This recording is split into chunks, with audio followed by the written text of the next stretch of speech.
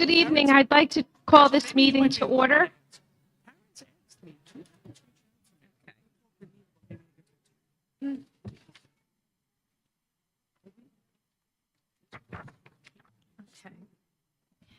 Good evening and welcome.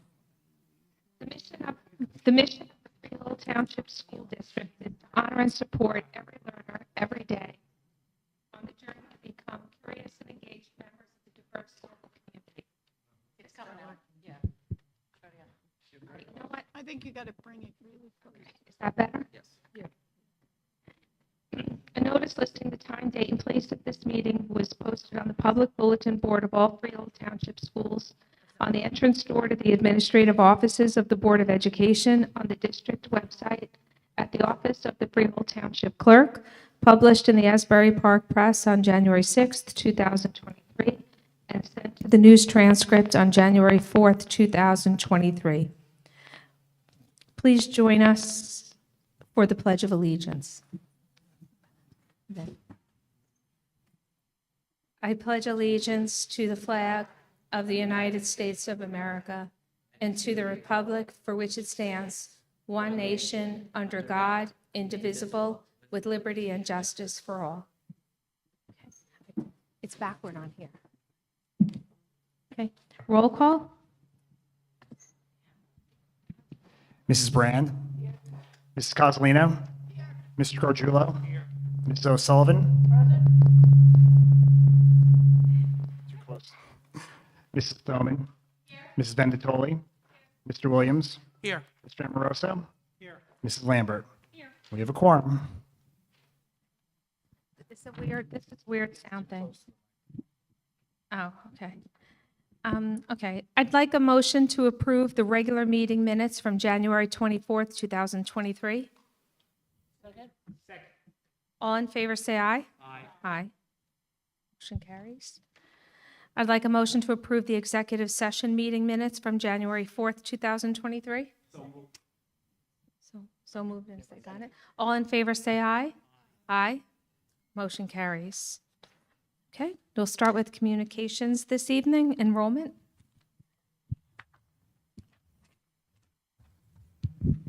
We have two things for communications this evening. First thing is enrollment. Enrollment for December of 2022 is 3,451 students. January of 23 was 3,466, and versus January of 22 was 3,502. The second communication we have here is a document from our two assemblywomen, Kim Euler and Marilyn Piperno. It says the State of New Jersey General Assembly. Commendations and praise are extended to the Freehold Township Board of Education by the citizenry of the 11th New Jersey District Legislative District through their elected representatives in recognition of their dedicated service to the school children of the Township of Freehold, this School Board Recognition Month 2023. Thank you, everyone, friends, family, extended family, to come out to our board meeting tonight. As you know, we're going to honor our Governor's Educator of the Year and Support Staff of the Year winners. So I will keep my president's remarks very short and move right into the administrative report so we can get to the good and happy stuff.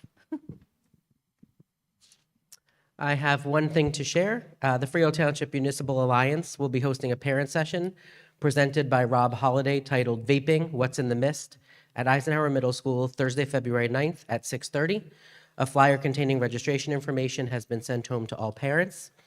I also take great pride in sharing that one of our instructional coaches, Kim Lehman at the West Freehold School, has been accepted as a presenter at the first Education Instructional Coaching Summit. Kim will be highlighting her program, PD in a Box, which allows her to personalize professional development for each and every staff member at West Freehold School. So congratulations to Kim, and we look forward to seeing that presentation over spring break. I am going to hold the Student Safety Data System report until after. This evening, we have the privilege to recognize staff who have been honored with the Governor Educator Award and with the Support Staff of the Year Award. This school district is truly blessed to have highly skilled, dedicated staff members across the district, many of whom are equally as deserving of this recognition. However, these programs allow us to recognize only one staff member per year. The process, each year, parents, students, and colleagues are invited to nominate staff to receive these awards. This evening, I am so proud to see such a supportive group, families, and colleagues. This district truly is one big family, and it gives me great pride just to see this room filled with people who are here for their families and colleagues. So we'll get started. We'll call up the principal and supervisor, or assistant principal if they're here, and then the recognition for the governor educator and support staff for that school. Growing up in Brooklyn, being the height that I am, I was always at the front of the line when we were in size order. So I'm very sensitive to alphabetical order. We always start with A, so we're going to change it. We're going to start with W. So we'll start off with the West Freehold School this evening and ask Principal Ann Curis and Supervisor Laura Cestaleone to come up. For those of you who don't know, we don't announce the day that we're coming, only the administrators know. And we come in with flowers and may have a big surprise with the students who all cheer for their teachers. So it's always fun to come in. The teacher always thinks it's the other teacher in the room or somebody else who's getting it ready to record, because we have such humble staff here. So at West Freehold School, first I'd like to bring up the Government Educator of the Year award winner, Tara Gleason.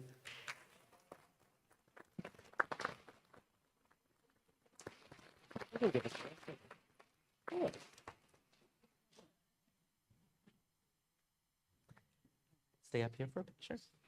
And the Support Staff of the Year award winner for West Freehold School is Janine Fabiano.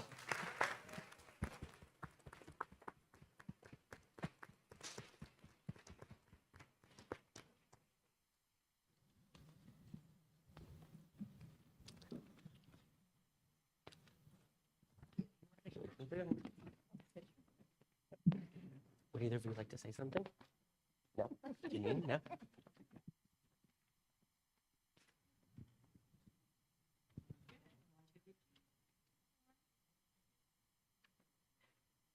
Thank you so much. Thank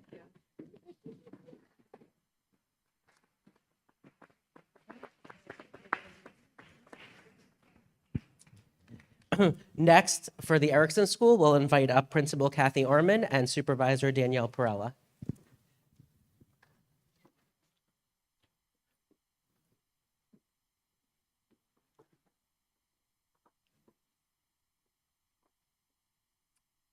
Our Governor Educator of the Year for Erickson School is Gina Capodanno.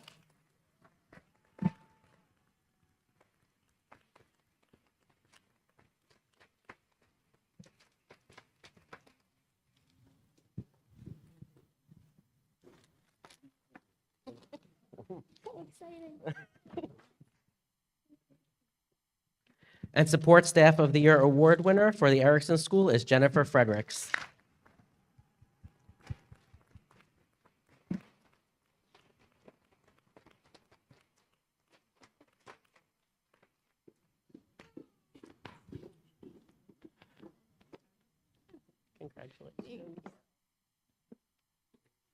Congratulations. You don't have to, it's up to you.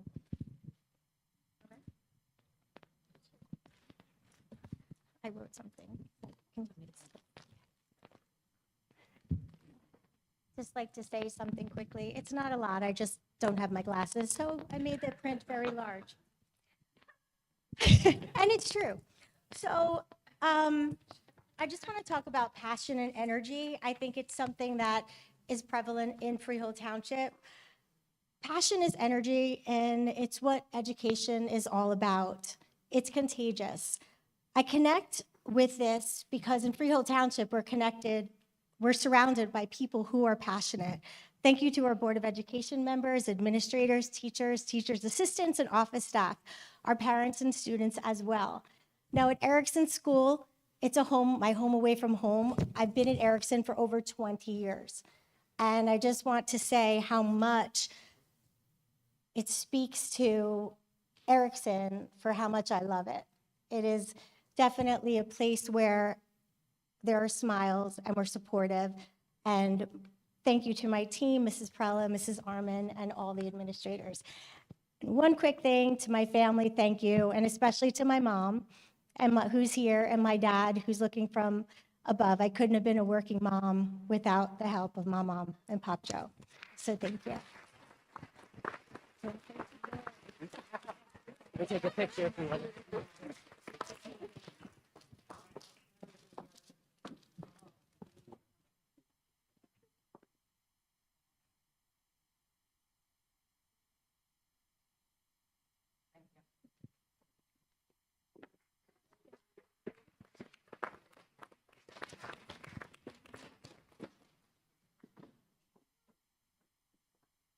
What, for transportation?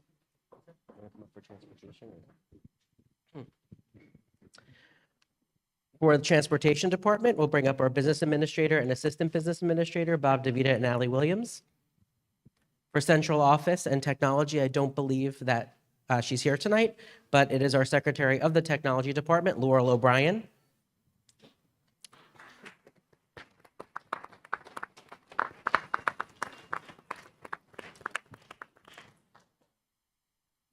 And for our Transportation Department, one of our beloved drivers, Marianne Castronova.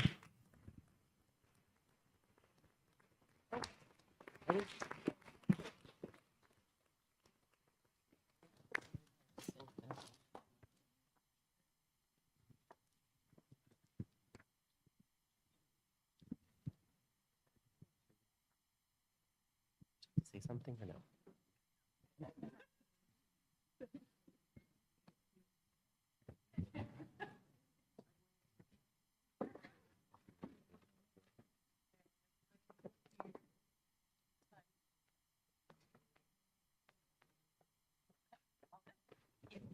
Congratulations.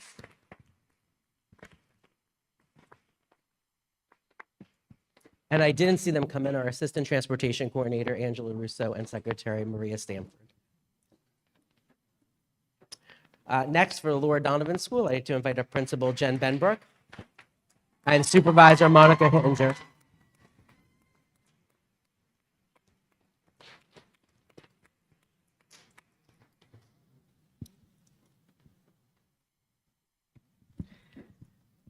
First, our Governor Educator of the Year award winner for the Laura Donovan School, Melissa Deutsch.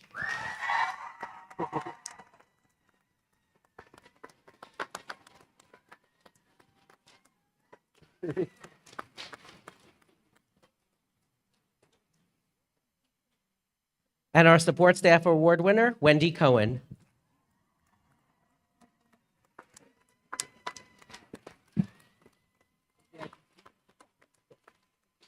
Give Wendy a hug and then you can.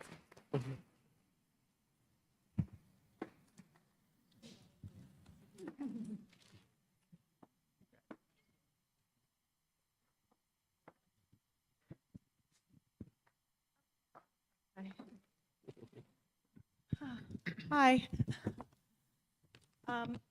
Okay, so I would like to thank the Board of Ed, Mr. Dickstein, Dr. Brethauer, Jen, for this evening, Monica. I'm so humbled and grateful, really, to receive this award.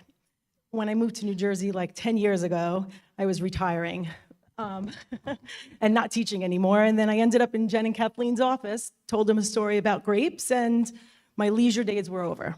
Thankfully, because 10 years later, I'm in the best school in the best district I could have ever hoped for. So I really have the honor of working in a school that's home, talk about family. You've created such an environment that's warm, loving, professional, safe. Your support allowed me to take chances, pilot ideas, think outside the box, do all kinds of amazing things, and just really be the best that I could be. I could not have been the teacher that I am without the support of so many people, but my family, of course, most importantly, my children who are here, and my sister and my cousin and my nephew, and who else is over there? My husband and my father on a business trip in Vegas, hello. My mother is somewhere here. Someone said mum, so that tells me she's here. And this perfume, of course. My friends, my students, the parents, my LDS amazing family and friends. I just wish I could acknowledge everyone individually because you're all my teachers and my mentors and my closest friends. You share 100% in tonight's recognition, as well as the other teachers and support staff and everyone. So congrats to Wendy and all of the other educators receiving awards. Although I'm standing here, it's our team effort that makes our students' success a reality. And I just want to thank everyone for being part of my teaching and learning journey. Thank you so much.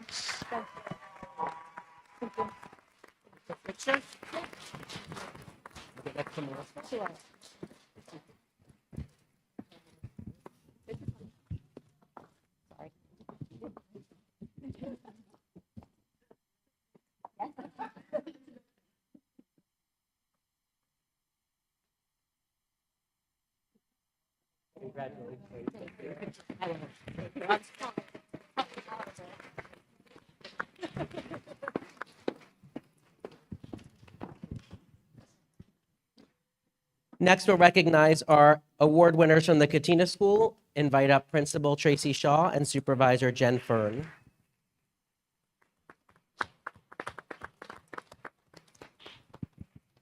First, our Governor Educator of the Year award winner for Katina, Brittany Comforti.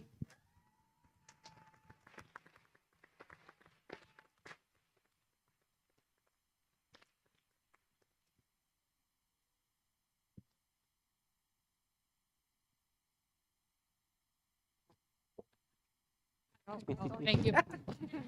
Thank you. And our Support Staff of the Year for Katina, Marissa Casal.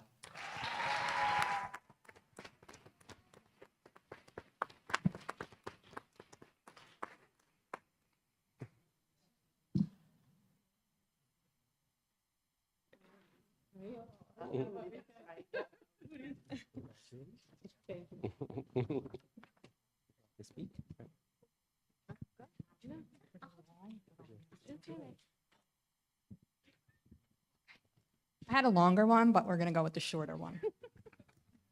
That's all right. I'm so honored to be presented with this award. I want to thank my administrators over the past 4 years, Ms. Tracy Shaw and Ms. Laura Cesleon. Thank you for always believing in me, even when I didn't believe in myself. Thank you for inspiring me during my first year of teaching, watching me fly, celebrating me each and every day, and watching me glow and grow. Thank you to Ms. Fern for your support this year and in all the years ahead. I'm so lucky to have had these wonderful ladies on my team. Thank you to my amazing teachers at Katina. Many of them are back there, my girls, who support me each and every day. Couldn't do it without them, so this award is equally theirs. Thank you to the board, Mr. Dickstein, Dr. Breathauer, for allowing me to teach in your district. So proud each and every day to represent Freehold Township. And you guys make it a wonderful place to be, so thank you very much. Just gonna keep it up going. Thank you.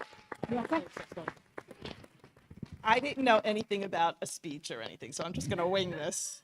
I want to say thank you to Tracy Shaw, Jen Fern, Laura Cesleon, Mr. Dickstein, who I have known since, 2004. Anybody that knows me knows I have 4 kids that all went through Katina. My first one started in the year 2000. My youngest left in June of 2021, and then I started working for the school. So I told Mr. Dickstein if he's going to get rid of us Casals, he's going to have to pull us out by our hair. We're not leaving. It's truly a great school and a wonderful district, and I love working for the school district. Thank you so much. Thank you.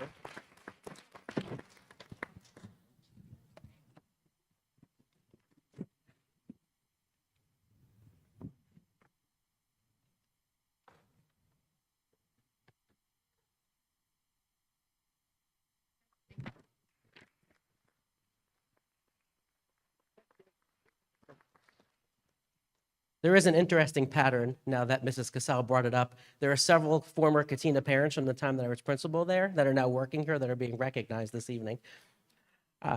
Next, we'll move on to ECLC and invite up Principal Sharon Timmons.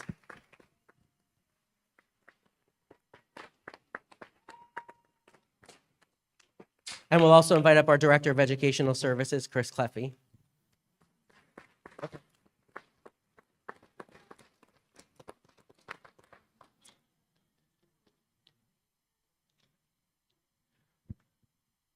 For the ECLC, we'd like to recognize our Governor Educator of the Year award winner, Dr. Jennifer Moore.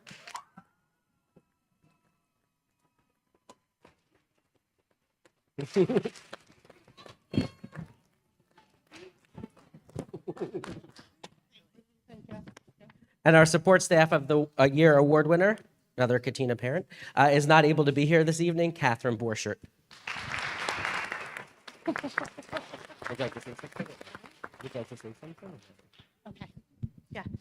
I really just wanted to say, I wasn't going to say anything, but something really quick is I just want to, well, first say thank you. We're so happy to have Chris Cleffy back with us. Thank you, Mr. Dickstein. Thank you, Dr. Breathauer. Thank you to the board. Thank you especially to Ms. Timmons, our principal, for guiding us to the ECLC, and also Mrs. Montgomery, who made it what it is today. But really, I just want to give a shout out to the amazing educators at the ECLC. Honestly, preschool is the unsung hero of this district. And the amount of work these educators do every day with our early learners is incredible, and I'm honored to work with them every day. So I wanted to say that. And thanks to my family, too.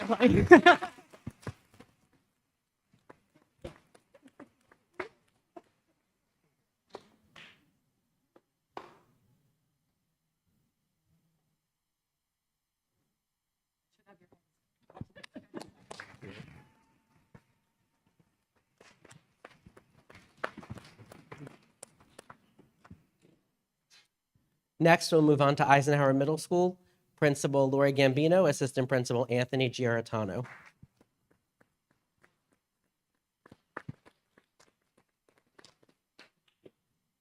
Our Governor Educator of the Year award winner from Eisenhower, Lindsay Murphy.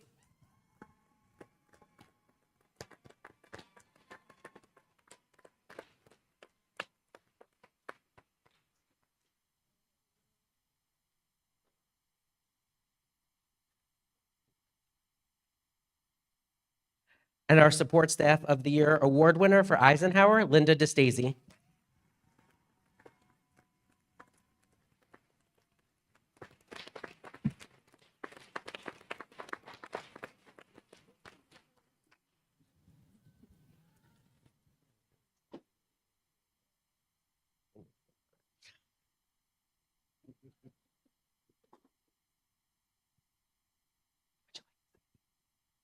Either one of them? Okay.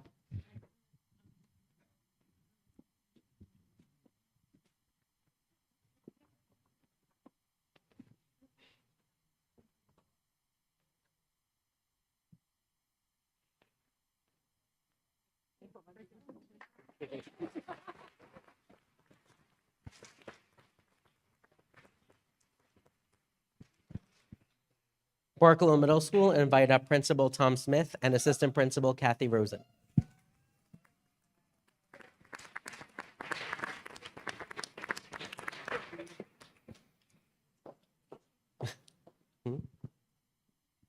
Our Governor Educator of the Year award winner for Barkalow Middle School, Kevin Samonti.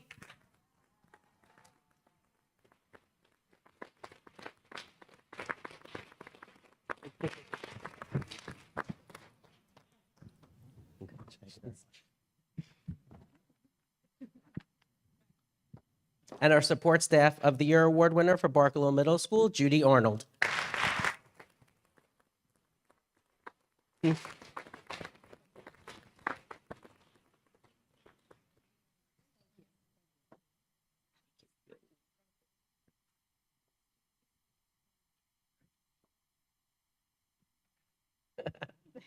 you like to speak? Would you like to speak? Sure, yeah. So I didn't plan on, I didn't really prepare a long speech, but as a student who went to school here in this district, I think this might have been my squad spot in 6th grade, maybe, right here, actually. It's an honor to receive this, and I'm grateful to be working with amazing colleagues, and even with Judy, we have health class tomorrow, so I'm excited for that. But to be able to work in a district where everybody's so supportive and just gives you the ability to come in each day, even when you're not at 100%, and makes you want to give 100%, it's an honor. So thank you very much, and I'm very grateful. Thank you.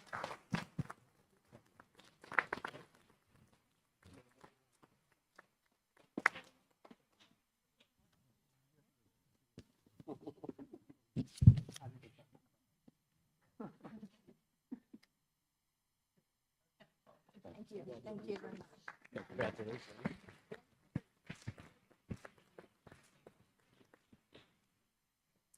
And finally, Applegate School, invite up Principal Brad Milloway and Supervisor Amy Cerullo.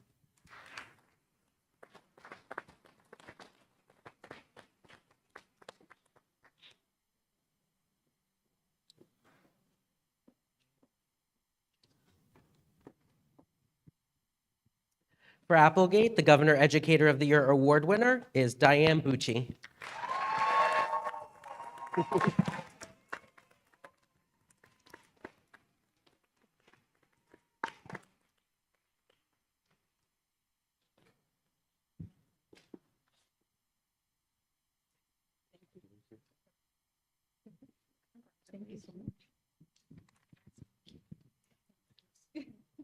And our Support Staff of the Year award winner for Applegate School was unable to join us this evening. It is Jason Hammond.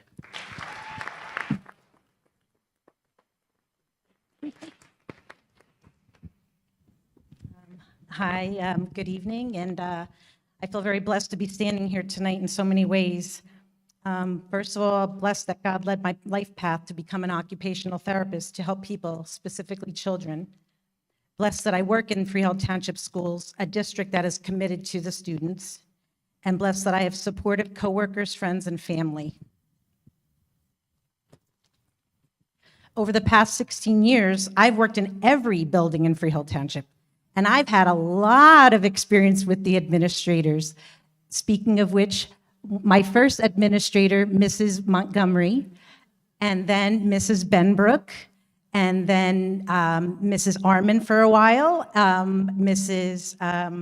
Shaw, Miss Shaw for a while, and then finally I found my I hope it's my permanent home, but my permanent home in Freehold, sort of, at Applegate School with Mr. Milloway and with Ms. Timmons, and now with Ms. Cerullo.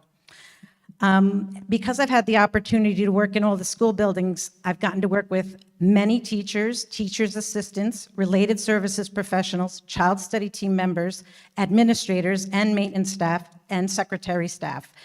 One common characteristic that I've seen amongst all these people that I have come into contact with is dedication. Dedication to doing their best for the students in our district, which is why I've always been very proud to be called a member of this district. Not only do I feel blessed to be standing here tonight, but also grateful. Grateful for this nomination, grateful to work here in Freehold Township with some of the best school professionals, and finally grateful for all of God's blessings in my life. Thank you.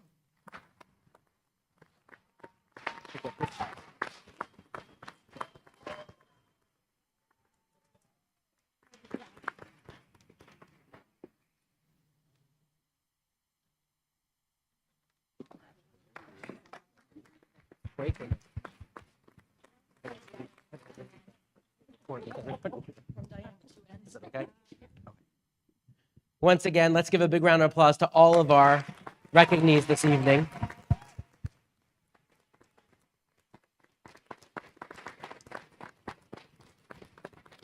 And again, a great big thank you and a debt of gratitude to all of the staff in the Freehold Township School District for just being the best. Thank you very much, and I'll turn it back over to our board president, Mrs. Lambert. This board wants to congratulate all the winners. We truly appreciate all that you do every day, so it's nice to see that recognition come in the form of an award that you can cherish and share with your colleagues. So in that vein, we're going to take a 5-minute break so you can have a chance to thank the colleagues and family members that came out on your behalf tonight, and give you an opportunity also to leave if you didn't want to stay for the rest of the exciting meeting. I'm just putting you out there. No obligation to stay for the rest of us. Enjoy your celebratory moments with each other.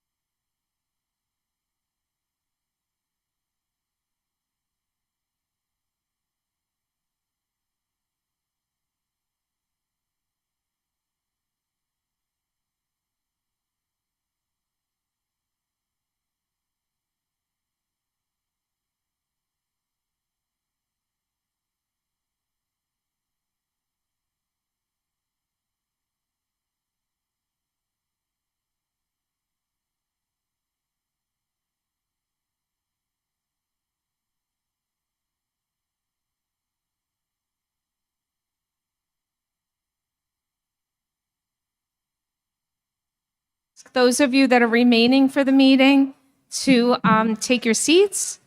Those of you that aren't remaining, if you are going to exit, do so quietly.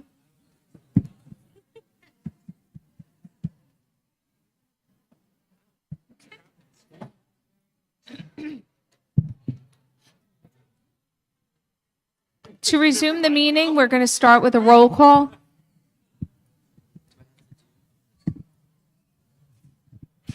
Mrs. Brand, Mrs. Coslino, Mr. Gargiulo, Mrs. O'Sullivan, Mrs. Thoman, Mrs. Venditoli, Mr. Williams, Mr. Amoroso, Mrs. Lambert.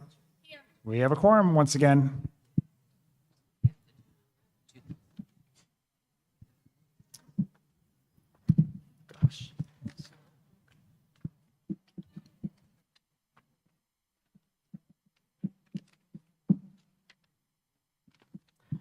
Twice a year, we're required to present data from the Student Safety Data System. The following information is relevant from September 1st, 2022 to December 31st, 2022. And I have to read the report as it's written, so it takes a couple of minutes.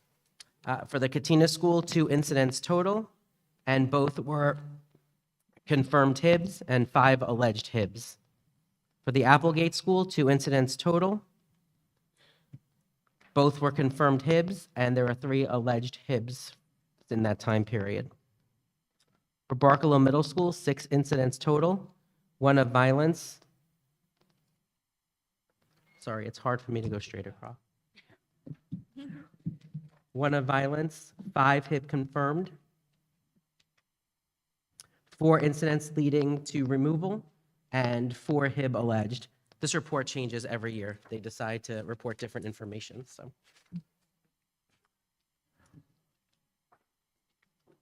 I shouldn't have laughed at those people who said they needed their classes.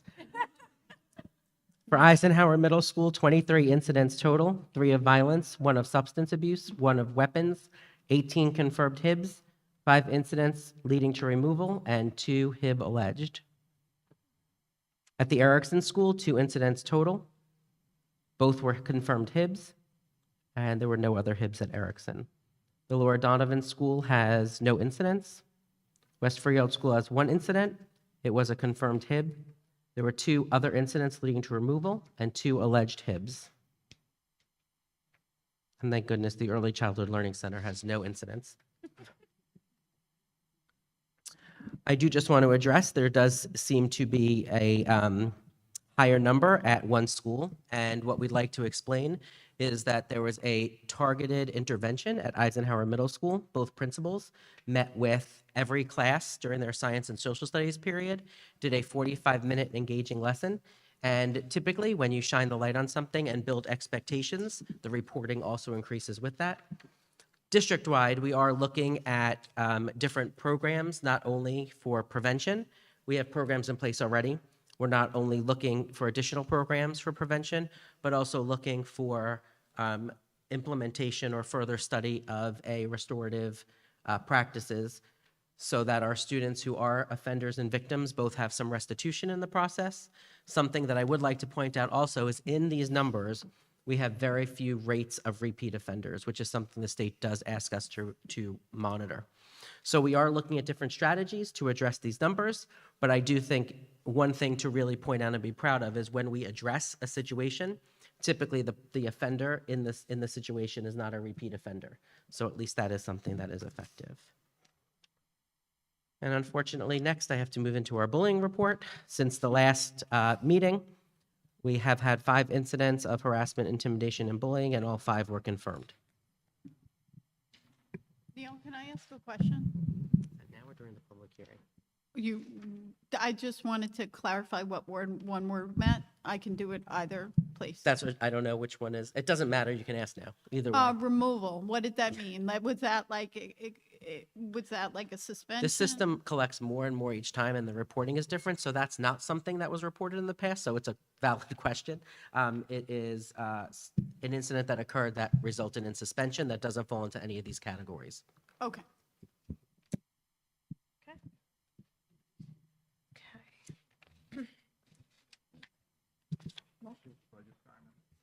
Yes. Yep, budget.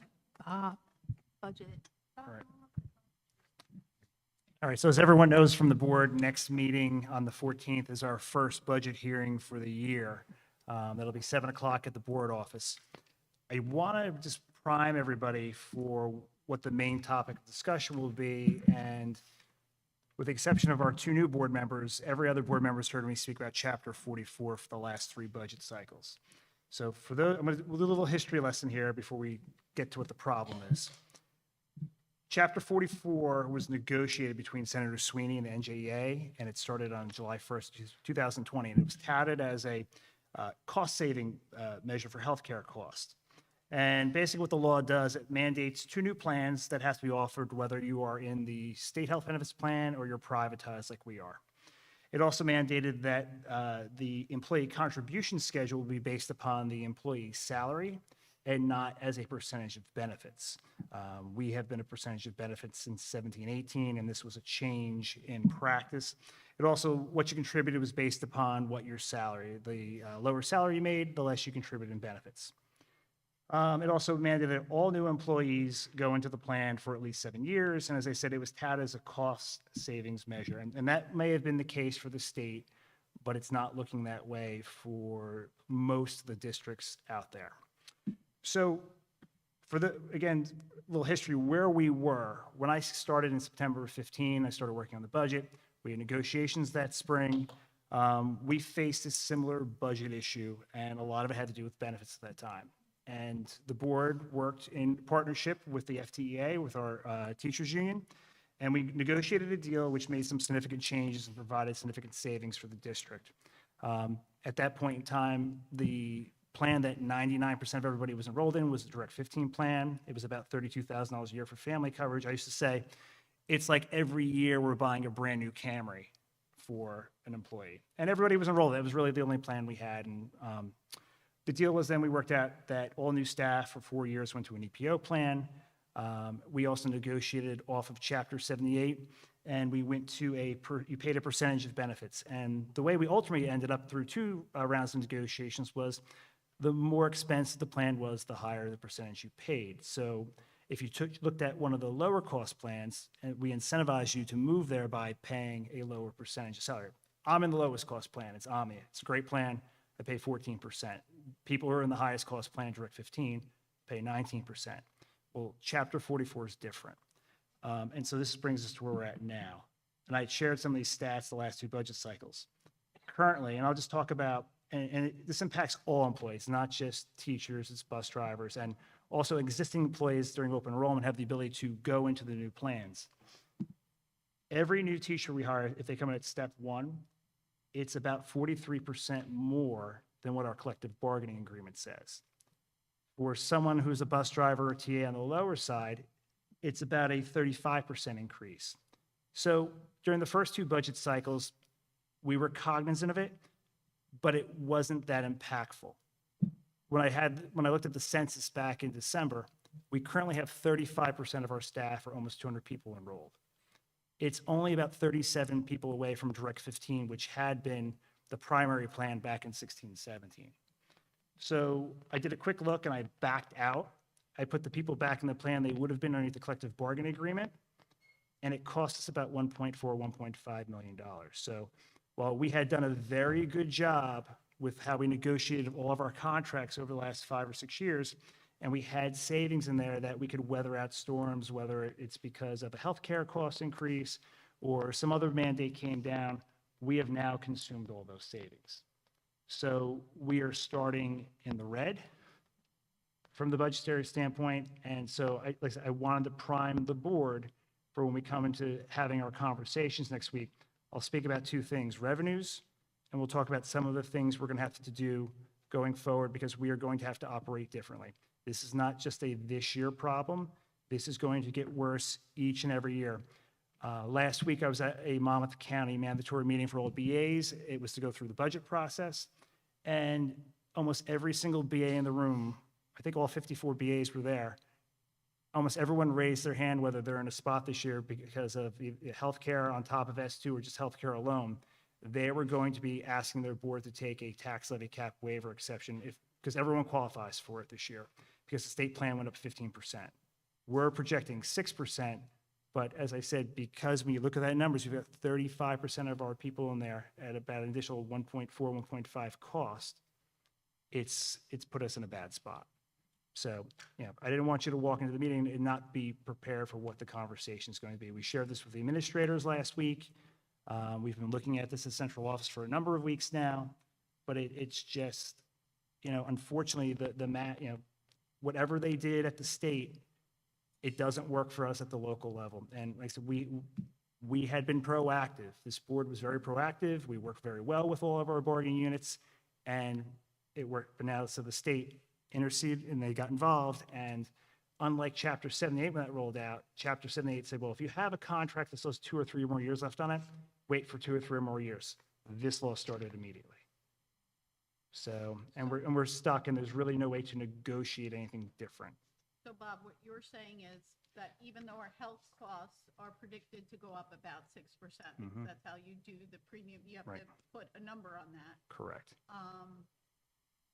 Just because the number of people going into those plans where they have less of a percentage that they're paying, just the sheer number is driving up our cost. Correct. It's a combination. We're taking in less from contributions from that group, but also the plan is only slightly less in cost than the Direct 15 plan. And it was funny, actually, I looked at this before I walked in the door tonight. For the newbies, Direct 15 is less expensive to the board on a net cost than the state plan is. Now, so as you go up in salary, you do pay a greater percentage, but we are back to 16, we're back to the spring of 16 with where we were with benefits. So it's great to go backwards 9 years. It's truly appreciated. So And we can't count on breakage anymore because when older employees retire now, we're going to be. the breakage is less, yes. And so when I project new staff, so let's say we're looking at our special ed enrollment, and we know that next year we've got a couple of classrooms and places where we're going to be required to have more staffing for those particular classes based upon code. I always budget family benefits for everyone because I have to assume the worst. I won't know until probably August until those people enroll what they're actually going to be in. So, so I said, this is just kind of a primer for where we're going to be next week. I didn't want anyone to come into the meeting and think, oh, everything's great. We'll work it out. We'll figure it out. We always do. But it happened. It happened quicker than we thought. When I saw that number of almost 200 people, I'm like, wow, a lot of, and for a lot of people, not looking from their sense, especially if you are in a lower salary position, it makes financial sense. Some of these people are paying less than $500 for the whole year for a $40,000 family package. Correct. So. And the 6% number is based on our own claims experience. Is Correct. that a firm number now, or is that still? We still have some time. I started off at 5%. What I'm seeing, and I don't know if it's inflation in the healthcare costs or if it is, I think, because the plans are richer, and so the out-of-pocket maximums are lower than what they would have been in the EPO, and the cost sharing is a little bit greater than would have been in the EPO. That might have something to do with it as well. This was also the first year that we had to increase our stop loss from 200,000 to 250, so I haven't had anybody hit the stop loss yet. So, but our claims last year were about 250,000 to almost 3 a week. They're trending closer to 350 to 4 now.